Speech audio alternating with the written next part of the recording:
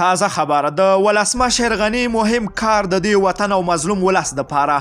راځئ چې باید څه کړي دي راځئ دغه ویډیو راسره تر پای وګورئ تر څو په دې خوشحالۍ کې تاسو هم ګډون راسره وکړئ په سلامونه مو هرکلی کوم دوستانو خدای دې وکړي چې جوړ او روغ اوسئ. تازه خبر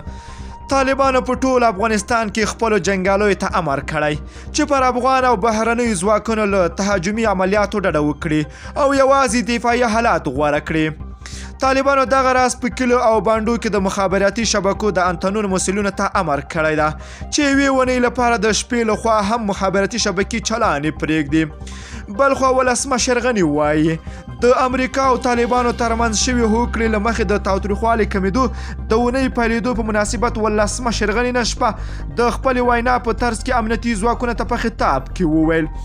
چې له طالبانو پرته د نورو تورستي ډلو پر ضد خپل عملیات جاري وساتي او د سرعلا کمانډان د صادر شوي هدایتونو کلک رعایت او څارنه وکړي.